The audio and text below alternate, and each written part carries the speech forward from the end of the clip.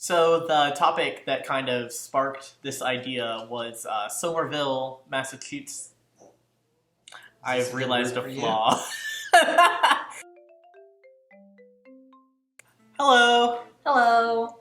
Hey! Hey! Lucas. I'm busy. We got him to talk. Today we're talking about poly stuff. Surprise! Yay! We're talking about the legality of poly relationships, issues you could run into, positive parts of being poly when it comes to raising a family, and that type of thing. Covering a lot of things today. Yeah. Since we didn't have a video last week. Yeah.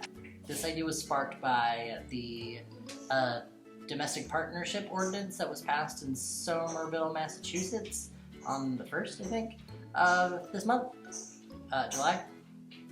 And they're now recognizing domestic partnerships between more than two people. It's now just defined as a partnership formed between people. In the state of Massachusetts, domestic partnerships provide some of the legal benefits that marriage traditionally covers, so like hospital visitation rights, shared health care coverage, and sick or bereavement leave in jobs that allow that for a partner, which is a huge step. And usually one city passes it and it kind of serves as a guinea pig city for other places. Yeah. Somerville's about to get a lot of poly people moving there, probably. We're moving to Massachusetts. Well, this is it. It's expensive. And Is it? cold. Massachusetts? Yeah. Is it? So in the United States, polyamory isn't legal, but it isn't illegal. We're in that gray area. It's attempting to legally marry more than one spouse is illegal. Because that's polygamy. Polygamy, yeah. Polygamy is illegal. Polyamory is not. So- Technically. So it can be like a weird kind of ground, because when you watch our introduction video, you saw that Sammie and Nick are married, and Nick is also married to me. We did not attempt to get legally married. That's not how this works. Yeah. As much as I would love to, that's not gonna happen until Atlanta passes something, or Georgia passes something, which I don't count on No. anytime soon. Polygamy is often associated with a concept you're probably familiar with, is sister wives. Usually there's a power dynamic that's not super healthy in those kind of relationships, possibly, that is very popularized in the concept. But Nick is cooking. This might not be the best time to film. Yes, but when are we going to film? We can do it after dinner. Yeah, this might not be the best time. We'll be back for take 2. So while polygamy is illegal, polyamory isn't, because there's no way you can really put a limit on the amount of partners that a consenting adult has. They can only really take legal action when it comes to marriage and that kind of stuff. I mean, some states have laws about like adultery and all that type of stuff, Yeah. but no one really pursues that when it comes to polyamory. Yeah. I couldn't see anybody doing that.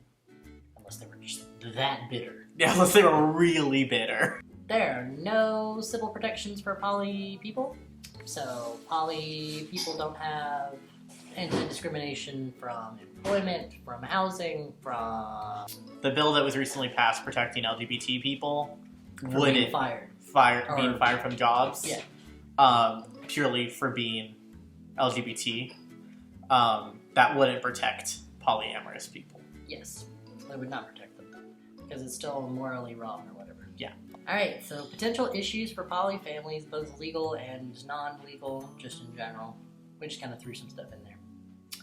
So there's no way to formalize marriage or relationships for more than two people. They're not recognized legally by the federal or state governments. The possible issues are Taxes. So taxes are one issue because you can't file jointly or married, filing separately with more than two people. marriages aren't recognized if they're between more than two people. Yep. Parental rights for more than two parents. Currently, California is the only state that recognizes more than two people as a parent. Insurance is another issue. It could be as simple as family or marriage rate on a car insurance to receiving life insurance after a partner's passing. So if you're not legally married to a partner, they can't be covered under your health insurance benefits through your employer, or probably through the marketplace as well. They probably have to buy their own separate stuff. So a good idea is to make sure that you have a will designating the distributions of assets in case something happens, because legally there's not a lot you can do. Yeah, so if you, for example, like someone in a poly family has a will or a living will to distribute life insurance specifically, like if they have a certain plan, it would be good to have that will specifically say these dollar amounts go to these specific people. That way no one can hoard all of it, or just so to make sure everything is distributed the way that you want it and your partner and you agree. So if you are not legally married, you do not have the right to pursue a wrongful death claim or sue someone for wrongful death on the behalf of a spouse, because you have to be Married. Married. Legally married. and recognized.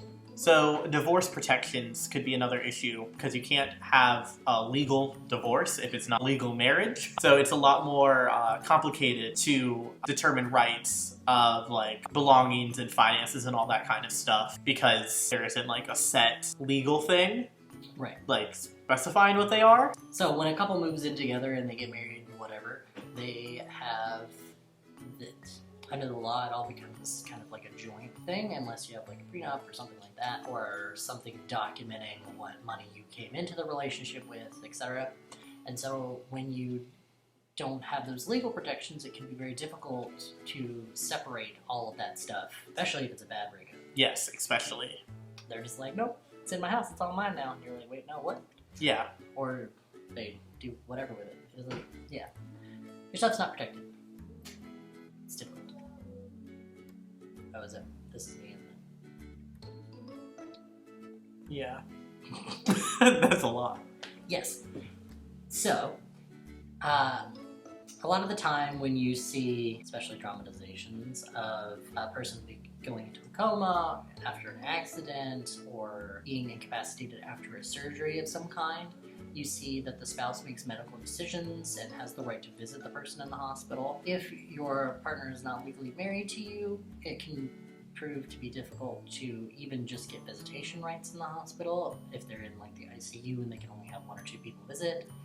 It has to be immediate family or like a spouse. So if, for example, you are married to someone but you also want someone else to have some kind of medical decision-making power and be recognized, you can do this thing called an advanced healthcare directive. You can print them out online for free. Some of them need to be notarized, some don't, depending on the state. I don't know, that's complicated. In Georgia, I don't believe it had to be, but there was some controversy about it, so I think I got it notarized anyway. But it makes it so you can designate and have power over that, and you can actually write out all the things that you do and do not want, like medically. For example, if you had a do not resuscitate or something like that, or you didn't want to be kept on life support for any extended period of time or anything, you can write all that in there. If you don't have the option of doing an advanced healthcare directive, you can also do a living will, which is a will that applies while you're alive, in case something happens. Money, like benefits like Social Security or disability. After a non-legal spouse dies, you would have a lot of issues collecting Social Security or pension or disability payments. You would. Yeah, like you wouldn't. Yeah. So zoning laws. Zoning laws, a lot of people think about them in terms of like school districts and voting rights and things. So how can that affect poly people? So in some cities, there are single-family home zoning, and there are laws that say a certain zone of a city would have to be allocated to single-family homes. It would be that single families are people of a bloodline. There's no more than two unrelated people living in the same household. I feel like that's partially to pressure people to get married and not just live Yeah, not just live before together. marriage. It's also to keep separate immigrant families from living together, and it keeps college students from living in certain areas, fraternities and sororities and stuff.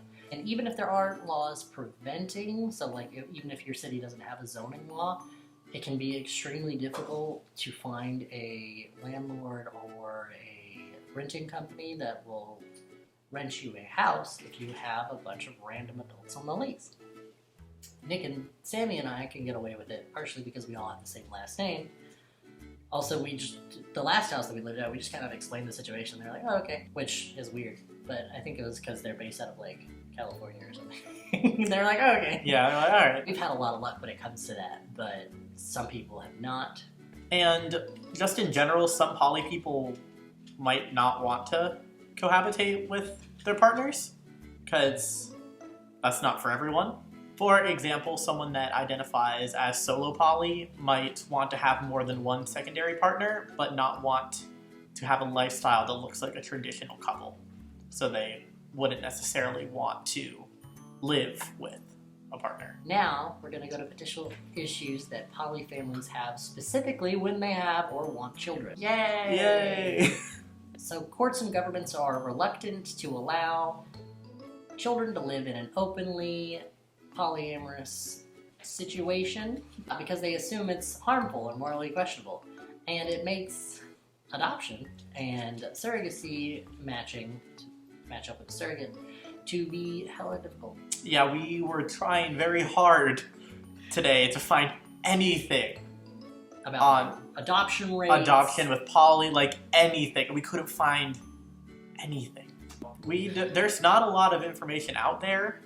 We also personally haven't tried to adopt a child while being poly. That's pretty much all we can. Except for Reddit. Reddit was like, yeah, that's pretty much an immediate disqualification. Yeah, a lot of people were saying that it's close to impossible.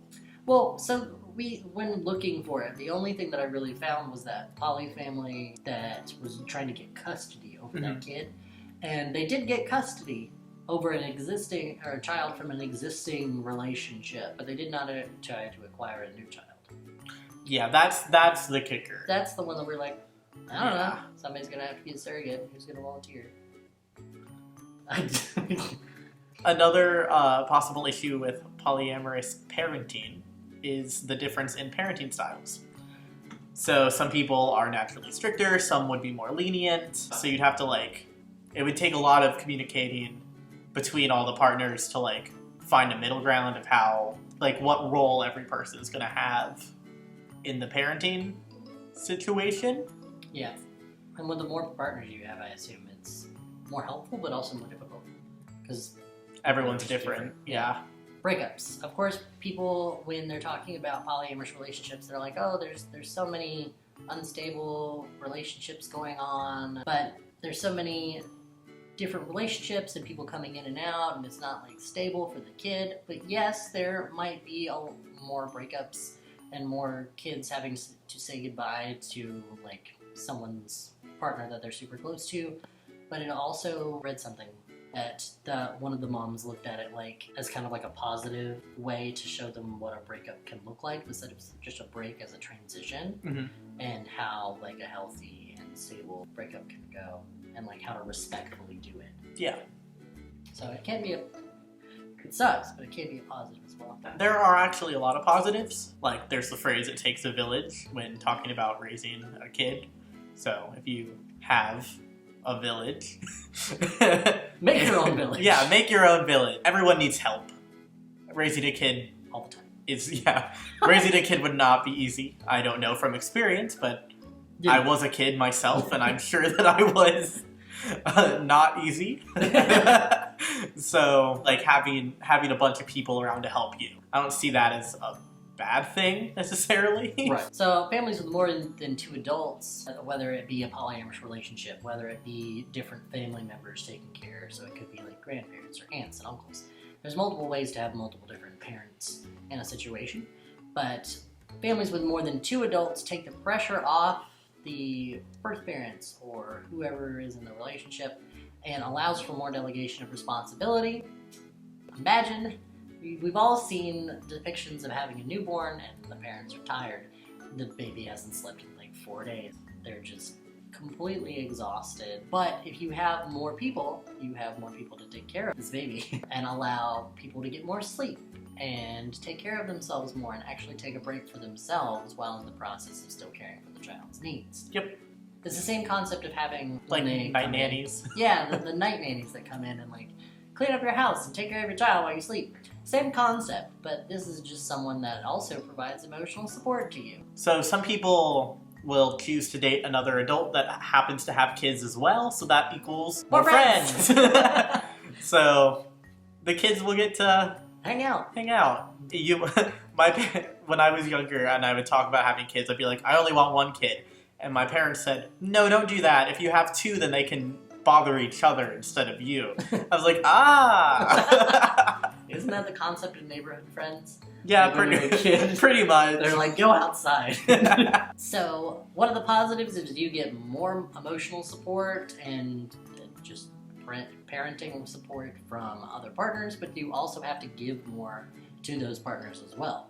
But hopefully, they also have their own network that if you can't give, someone else can.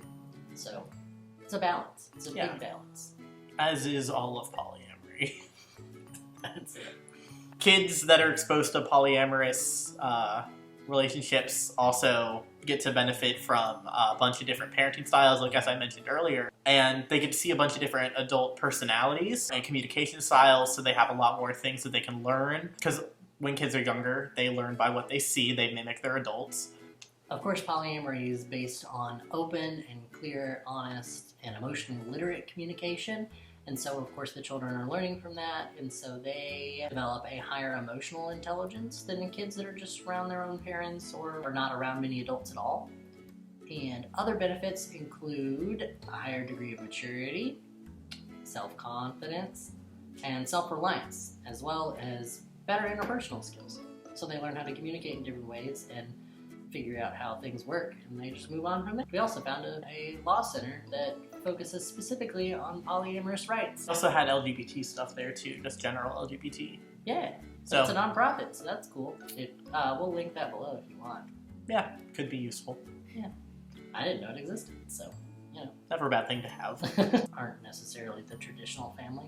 Also, when searching adoption agencies, we found out traditional or non-traditional families mean single or gay. And That's it. That is not what we were looking We were looking for many gays. Exactly. It did not give us that. I know. Well, I hope this information was helpful. If not, we tried. Yeah, no. Of course, there's so many more things that we couldn't cover. We've already been recording for probably like 45 minutes, and I'm tired. Like, subscribe, share with your friends. If you have more questions about being poly, being trans, being whatever, just let us know. Still waiting for Rocky to come back, so We'll let you know when we know. yeah. Alright, bye guys. Bye.